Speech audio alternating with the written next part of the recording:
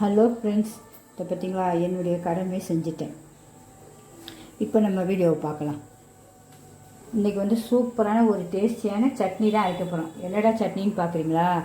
நெல்லூர் பூண்டு கார சட்னி தான் பார்க்க போகிறோம். செம்ம டேஸ்ட்டாக இருக்கும். வச்சிங்கன்னா டக்குன்னு காலியாகிடும். அவ்வளோ டேஸ்ட்டாக இருக்குன்னு வாங்க. அதுக்கு தேவையானது பார்த்துருவோம்.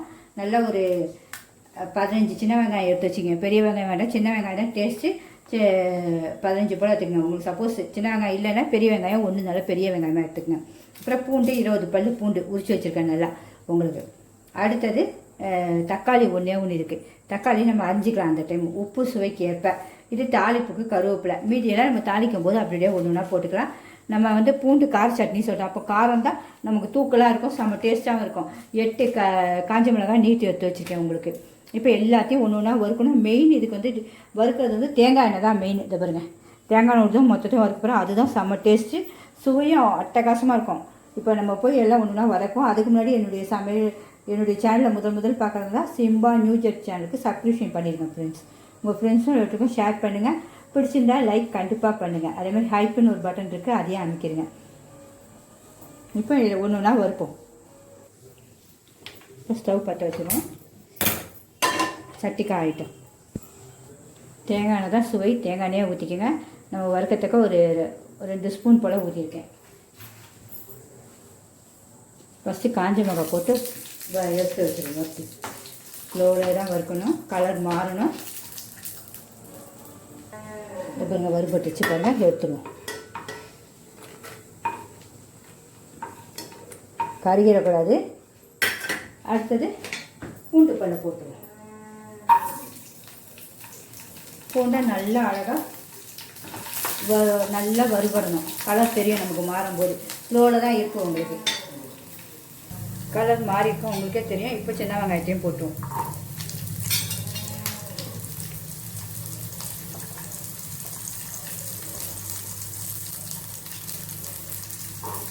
நல்லா வதங்கணும். கொஞ்சம் ரூபா ஆனால் தான் அடுத்தது போகணும். இதுக்கு தாளிப்பு கண்டிப்பாக தாளிக்கணும். தாளிப்பு தான் செம்ம டேஸ்ட் உங்களுக்கு.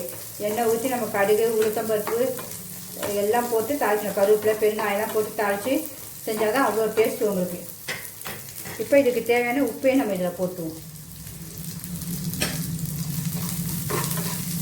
ஏன்னா உப்பு போட்டால் சீக்கிரம் வதங்கப்பட்டோம். வேறு ஒன்றும் ஸ்லோவில் தான் இருக்குது. இப்போ இதுவும் நல்லா வதங்கப்பட்டு இப்போ தக்காளியை கட் பண்ணி வச்சுருக்கேன். தக்காளி நீங்கள் 4ஆவும் போட்டுக்கலாம், நான் பொடிசாக போட்டேன். டக்குன்னு வதங்கிறத தேங்காய் எண்ணெய் வாசனை வதங்கும் போது அவ்வளோ சூப்பராக இருக்கும் உங்களுக்கு.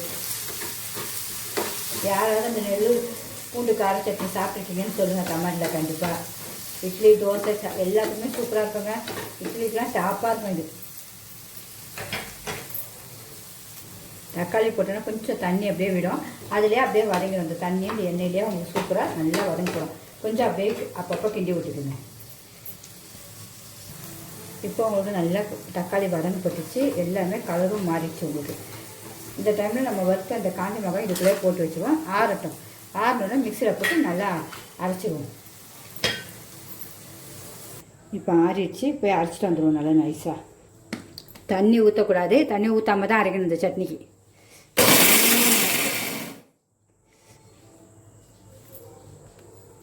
மிக்சியை மட்டும் வேணால் லைட்டாக கழுவி அது லைட்டாக அரைக்கணும்.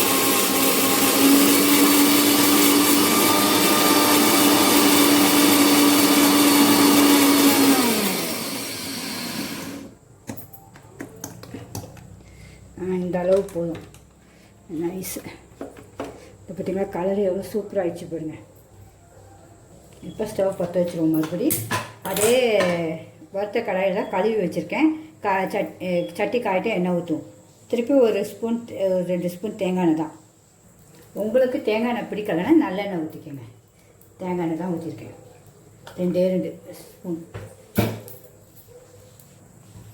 இப்போ கடுகு, இந்த பாருங்க, கடுகு உளுந்து கடலைப்பருப்பு சீரகம் எடுத்து வச்சுருக்கேன். அப்படியே போட்டுருவோம். எல்லாம் ஒன்று ஒன்றா பொரிஞ்சிடும். அப்படியே உங்களுக்கு கலரும் மாறிடும். ஸ்லோவில் தான் இருக்கும் உங்களுக்கு ஸ்டவ். பெருங்காயத்தூள் வாசனைக்காக. உப்பு பார்த்துக்கலாம், உப்பு பத்தலாம் போட்டுக்கலாம். இப்போ பெருங்காயம் போட்டோன்னே வாசனைங்க. கருவேப்பிலை, வீட்டு கருவேப்பிலை தான் சுவையாக இருக்கும். உங்களுக்கு ஆந்திரா மிளகா தயிர் மிளகாய் போட்டு ஒரு சட்னி பண்ணிவிட்டு அதை போய் அந்த லிங்கில் பாருங்கள், ரொம்ப சூப்பராக இருக்கும், செம்ம டேஸ்ட்டாக இருக்கும். அதுவும் தோல் தான் இருக்குது. இப்போ இதை வந்து நம்ம தண்ணி ஊற்றி கழுவிட்டு வந்துடும். கொஞ்சோண்டு கழுவிட்டு வந்தாச்சு. இதையும் ஊற்றி வந்துடுறேன்.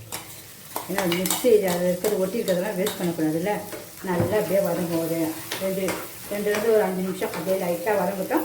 அந்த நம்ம எல்லாமே வறுத்துருக்கோம், பச்சை வடைலாம் போயிடும். இன்னும் கொஞ்சம் திக்காக அப்படியே அந்த எண்ணெய் பிளந்து வரும் உங்களுக்கு. அவ்வளோதான். உங்களுக்கு வந்து சப்போஸ் தண்ணியாக வேணுன்னா கொஞ்சம் தண்ணி ஊற்றி நீங்கள் வச்சுங்க. ஆனால் நான் வந்து கொஞ்சம் திக்காக தான் வைக்க போகிறேன் உங்களுக்கு. அதனால் சரி இப்படி இதிலே இருக்கட்டும், ஒரு 2 நிமிஷம் இருக்கட்டும். இதை பார்த்திங்கன்னா தளதளன்னு கொதிக்குது. பார்த்திங்கன்னா சூப்பராக பிடிக்கும். இந்த மாதிரி பாக்கி அவ்வளோ அழகாக பார்த்திங்கன்னா டேஸ்ட்டும் அட்டகாசமாக இருக்குங்க. இன்னும் அப்படியே கொஞ்சம் 2 நிமிஷம் இன்னும் அப்படியே எண்ணெய் பிரிஞ்சு வந்துடும். ஆஃப் பண்ணிட வேண்டியதான், சுவை பார்த்துட வேண்டியதான். இங்கே பார்த்திங்கன்னா சூப்பராக நமக்கு ரெடியாச்சு. நெல்லூர் பூண்டு கார சட்னி சூப்பராக ரெடியாச்சு. அவ்வளோதான். இந்த எண்ணெய் அப்படியே பிரிஞ்சு வந்துடுச்சு. இப்போ ஆஃப் பண்ணிடுவோம். சுவையும் பார்த்துருவோம். நம்மளுடைய நெல்லூர் பூண்டு கார சட்னியை டேஸ்ட் பார்ப்போமா. அதுக்கு இட்லியும் சுட்டு வச்சுருக்கேன். அப்புறம் காஞ்சிபுரம் இட்லியும் வச்சுருந்தேன். உங்களுக்கு அதுவும் லிங்க்கில் இருக்கும், போய் பாருங்கள். அவ்வளோ சூப்பராக இருந்துச்சு காஞ்சிபுரம் இட்லி.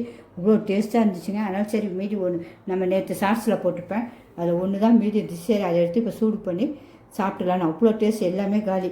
அதுமாதிரி இட்லியும் அரைச்சிருக்கேன். அந்த இட்லியும் சாப்பிட்டா தான் இருக்கும். ஆனால் இன்றைக்கி கொஞ்சம் உளுந்து ஜாஸ்தி வைக்க. எத்தனை பேருக்கு இப்படி வரும்னு சொல்லுங்கள். நம்ம பஞ்சு மாதிரி இருக்கும், நல்லா பிக்கும் போதே அவ்வளோ சாஃப்டாக இருக்கும். இப்போ நம்ம டேஸ்ட்டும் பார்க்கணும்ல, கண்டிப்பாக டேஸ்ட் பார்த்துருவோம். இட்லி, தோசை, சப்பாத்தி எல்லாத்துக்குமே சூப்பராக இருக்குங்க. இந்த சட்னி மிஸ் பண்ணவே பண்ணாதீங்க. நம்ம கொஞ்சம் வச்சு சாப்பிட்டீங்கனாலே 10 இட்லி சாப்பிட்லாம். அந்த டேஸ்ட் இருக்கும் உங்களுக்கு. சுவை காட்டணும்ல கண்டிப்பாக. இந்த பாருங்க, பிச்சு நல்லா பாதி பிச்சு ஃபுல்லாக அப்படி அழகாக டிப் பண்ணி சாப்பிட போகிறேன். எப்படி இருக்குன்னு பார்ப்போம். அப்பா, தேங்காய் எண்ணெய் வாசனை தூக்குது. காரம் நல்லா காரசாரமான சட்னிங்க. நல்லா செம்ம சூப்பராக இருக்குது. மிஸ் பண்ணவே பண்ணாதீங்க. அவ்வளோ டேஸ்ட்டாக இருக்குது. பிடிச்சிருந்தா கண்டிப்பாக ஹைப் பண்ணுங்கள், எல்லாம் ஷேர் பண்ணுங்கள் உங்கள் ஃப்ரெண்ட்ஸும் ரிலேட்டிவ்க்கும். இந்தமாரி உங்களுக்கு பிடிச்சிருந்தா கண்டிப்பாக ஷேர் பண்ணி விடுங்க ஃப்ரெண்ட்ஸ் அண்ட் ரிலேட்டிவ்ஸ்க்கும். ஓகே ஃப்ரெண்ட்ஸ், பயனுள்ளதாக இருக்கும்னு நினைக்கிறேன். பாய்.